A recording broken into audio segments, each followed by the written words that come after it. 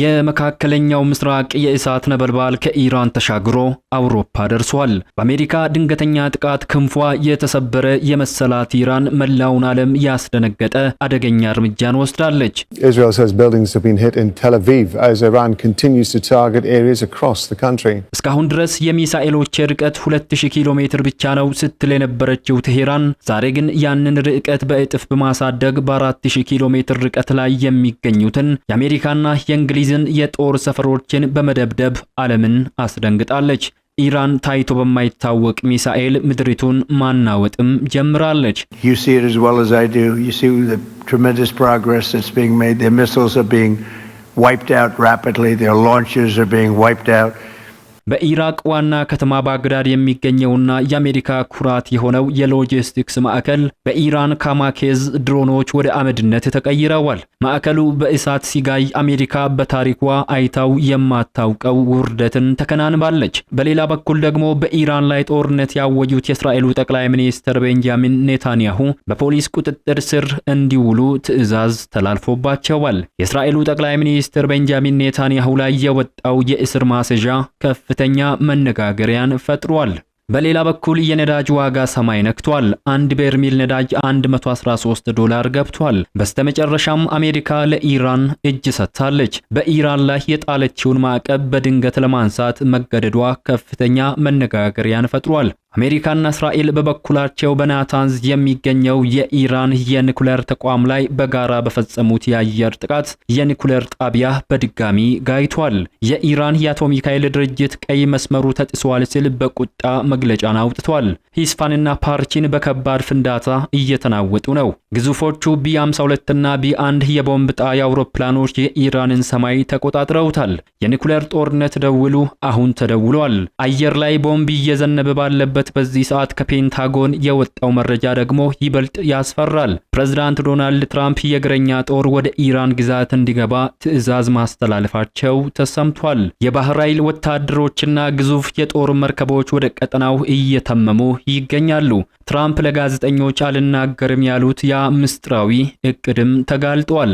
አሜሪካ የኢራንን የኒኩሌር መሳሪያዎችን ለመቆጣጠርና ለመውረስ ልዩ የጦር ክፍልን አሰማርታለች ተብሏል። ዓለም በአሁኑ ሰዓት በአንድ የኒኩሌር ቁልፍ ጫና ላይ ትገኛለች። በሚቀጥሉት ሰዓታት ውስጥ ምን ይከሰት ይሆን የሚለው ከፍተኛ ጥያቄን ፈጥሯል። ከቀጠናው የወጡ አዳዲስ ሰበር መረጃዎች በዘገባችን በዝርዝር ተካቷል። እንደ ሁል ጊዜው ቪዲዮ ላይክ በማድረግ ትንታኔ ዘገባችንን ከየት ሀገር ሆናችሁ እንደምትከታተሉ በኮሜንት መስጫ ላይ በመጻፍ አብሮነታችሁን ትገልጹ ዘንድ ግብዣችን ነው። ለሚዲያችን ኢትዮ ፖስት አዲስ የሆናችሁ ደግሞ ሰብስክራይብ በማድረግ ተአማኒ መረጃዎችን ያገኙ። አሁን ወደ ዝርዝር መረጃዎቹ እናመራለን። ሶስተኛ ሳምንቱን የተሻገረው የመካከለኛው ምስራቅ ጦርነት አሁን ወደማይመለስበት አስፈሪ ምዕራፍ ተሸጋግሯል። ጦርነቱ ሲጀመር አሜሪካና እስራኤል የቴክኖሎጂ የበላይነታቸውን ተጠቅመው በጥቂት ቀናት ውስጥ በአሸናፊነት እናጠናቅቃለን ብለው የለኮሱት እሳት ዛሬ ግን መውጫና መግቢያን አሳጥቶ ከቁጥጥር ውጭ ሆኗል። ዓለም በአግራሞትና በድንጋጤ እየተመለከተች ያለው ጉዳይ ግን ሌላ ነው። ይህም የዓለምን አያላን ብቻዋን እየተጋፈጠች ያለችው ኢራን የጥቃት አድማሷን ከመካከለኛው ምስራቅ በረሃዎች አውጥታ እስከ ህንድ ውቅያኖስ ድረስ ማስፋፋቷ ነው። የቴሄራን ሚሳኤሎች ርቀት መርዘም ብቻ ሳይሆን የአሜሪካን የማይደፈሩ የተባሉ ምሽጎችን ኢላማ ማድረጋቸው የዋሽንግተንን ስትራቴጂስቶችን እንቅልፍ ነስቷቸዋል። ዛሬ ላይ በሂስፋን የሚሰማው የቦምብ ድምጽ በባግዳድ የሚታየው የአሜሪካ ጦር ሰፈር ውድመትና በናታንዝ የኒኩሌር ማዕከል ላይ ያንዣበበው የጨረር ስጋት የሚያሳዩት አንድ እውነታን ነው። ቀጠናው ወደ ቀጥተኛና አውዳሚ የኒኩሌር ጦርነት አፋፍ ላይ መቃረቡን አመላክቷል። በእርግጥ አሜሪካ እግረኛ ሰራዊቷን ወደ ኢራን ምድር ታስገባ ይሆን ወይንስ ይህ የኢራን ያልተጠበቀ ወታደራዊ አቅም ሀያላን ሀገራትን ወደ ድርድር ጠረጴዛ ሊወስዳቸው ይችላል? አሁን የዓለምን ትኩረት የሳቡት እነዚህ ሰበር መረጃዎችን አንድ ባንድ እንመለከታቸዋለን። በመካከለኛው ምስራቅ ብቻ የተገደበው ጦርነት አድማሱን አስፋፍቶ ዲያጎ ጋርሺያ የጥቃት ኢላማ ሆናለች። ዓለም ባልጠበቀችው ሁኔታ ኢራን በህንድ ውቅያኖስ ላይ በሚገኘውና እጅግ ስትራቴጂካዊ በሆነው የአሜሪካና የእንግሊዝ የጋራ ጦር ሰፈር በሆነው ዲያጎ ጋርሺያ ላይ አስደንጋጭ የሚሳኤል ጥቃት ተሰንዝሯል። ይህ ጥቃት ኢራን እስካሁን ስታሳየው ከነበረው ወታደራዊ እንቅስቃሴ ወጣ ያለና አደገኛ የጦርነት አቅጣጫ ጠቋሚ ተደርጎ ተወስዷል።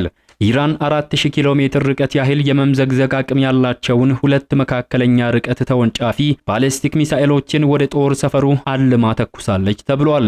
ኢራን ከዚህ ቀደም የሚሳኤሎች የከፍተኛ ርቀት 2000 ኪሎ ሜትር ብቻ ነው ስትል ብትቆይም የዛሬው ሙከራ ግን አቅሟ ከነገረችው እጥፍ እንደሚበልጥም በተግባር አሳይታለች። ኢራን የተኮሰችው አንደኛው ሚሳኤል በቴክኒክ ብልሽት አየር ላይ ሲከሰከስ፣ ሁለተኛው ደግሞ በአሜሪካ ዘመናዊ የጥበቃ ሲስተሞችን አልፎ ኢላማውን መምታቱ ተነግሯል። ዲያጎ ጋርሺያ በህንድ ውቅያኖስ እምብርት ላይ የምትገኝ አሜሪካ የማይሰጥም የጦር መርከብ ተብላ የምትጠራ ቁልፍ ማዕከል ናት። የጥቃቱ መካሄድ የአሜሪካ ለረጅም ርቀት ኦፕሬሽን የሚያገለግሉ ግዙፍ አውሮፕላኖች መነሻም ናት። ኢራን ከዚህ በኋላ ጥቃቷ በመካከለኛው ምስራቅ ብቻ እንደማይወሰንና ራቅ ያሉ የአሜሪካ ንብረቶችን የመምታት ፍላጎት እንዳላትም ያሳየችበት ክስተት ሆኖ ተመዝግቧል። ይህ ሙከራ ግጭቱ ከቀጠናው ወጥቶ ወደ ሰፊ ዓለም እየተሸጋገረ መሆኑን የሚያሳይ የመጀመሪያው ሪፖርት ተደርጎ ቢሆንም የኢራን ሚሳኤሎች ቴክኖሎጂ እድገትና ድፍረት ለዋሽንግተንና ለለንደን ትልቅ የራስ ምታት ሆኗል ነው የተባለው። በሌላ በኩል የአሜሪካው ግዙፍ ወታደራዊና የዲፕሎማሲ ማዕከል በኢራን ድሮኖች ጋይቷል። በኢራቅ ዋና ከተማ የሚገኘውና የአሜሪካ ኩራት ተደርገው የሚወሰደው ግዙፍ የዲፕሎማሲያዊና ወታደራዊ ማዕከል ከኢራን በተሰነዘረ መጠነ ሰፊ የድሮን ጥቃት ወደ አመድነት እየተቀየረ ይገኛል። እንደ ዓለም አቀፍ የዜና ወኪል አጃንስ ፍራንስ ፕሬስ ዘገባ ጥቃቱ የተፈጸመው እጅግ ዘመናዊና ገዳይ በሆኑ የኢራን ሰራሽ ድሮኖች ነው ተብሏል።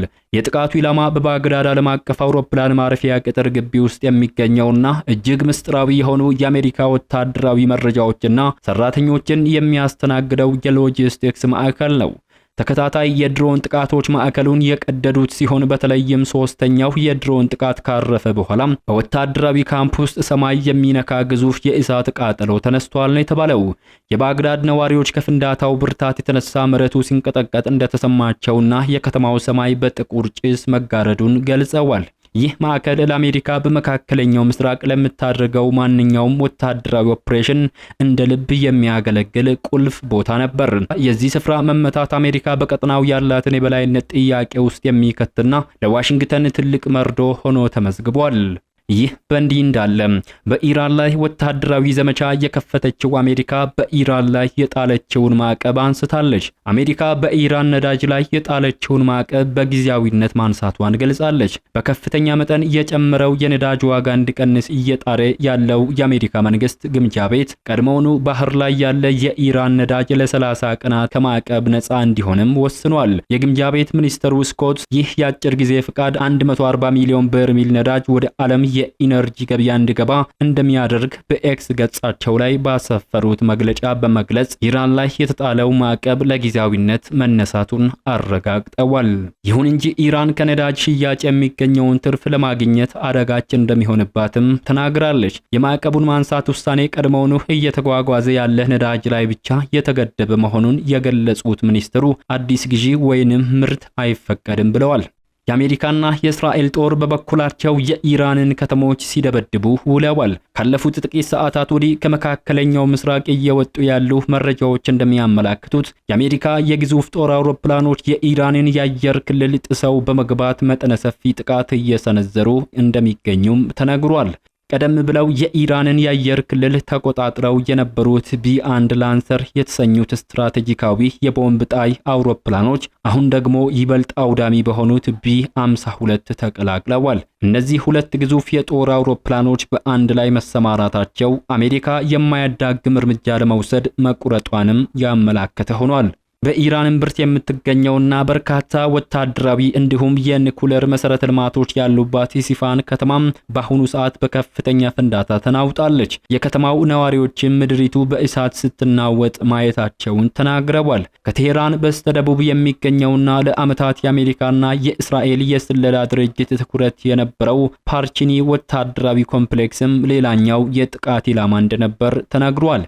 በሌላ በኩል የዓለም የጂኦፖለቲካ ትኩሳት ጣሪያ በነካበት በዚህ ቅጽበት የኢራን የኒኩሌር ህልም ልብ የሆነው ተቋም በአሜሪካና በእስራኤል የተቀናጀ የአየር ጥቃት ሰለባ ሆኗል። ኢራን በናታንዝ የሚገኘው የኒኩሌር ተቋሟ በአሜሪካና በእስራኤል የአየር ጥቃት መመታቱን አረጋግጣለች። በናታንዝ በሚገኘው የዩራኒየም ማበልጸጊያ ማዕከል ላይ የተፈጸመው ጥቃት ዓለም አቀፉን የኒኩሌር መሳሪያ አለመስፋፋት ስምምነትን የሚጥስ ነው ተብሏል። ጥቃቱ የተፈጸመው በተራቀቁ የራዳር እይታን በሚያታልሉ ድሮኖችና በከባድ ሚሳኤሎች መሆኑ ተነግሯል። በምድር ስር በመቶዎች የሚቆጠሩ ሜትሮች ጥልቀት ላይ የሚገኙት የዩራኒየም ማበልጸጊያ ሴንትሪፉጆች የውጭ ዓለም ድንጋጤ ባይደርስባቸውም በላይኛው የምድር ክፍል ላይ ያለው የመከላከያ አጥርና የሎጂስቲክስ ማዕከል ግን ወደ ፍርስራሽነት ተቀይሯል ነው የተባለው። የኢራን የአቶሚክ ኃይል ድርጅት በሰጠው አስቸኳይ መግለጫ ጥቃቱን ያረጋገጠ ሲሆን ጠላቶቻችን ቀይ መስመሩን አልፈዋል ብሏል። በናታንዝ ላይ የተሰነዘረው ጥቃት የዓለምን የኒኩሌር ስምምነትን የረገጠ ሆኗል። ሆኖም አስቀድመን በወሰድነው የጥንቃቄ እርምጃ የከፋው የራዲዮ አክቲቭ ጨረር መፍሰስ አልተከሰተም ተብሏል። በተያያዘ መረጃ አሜሪካ የኢራንን የኒኩሌር ቁሶችን ለመቆጣጠርና ለመውረስ እያሰበች መሆኑ ተዘግቧል።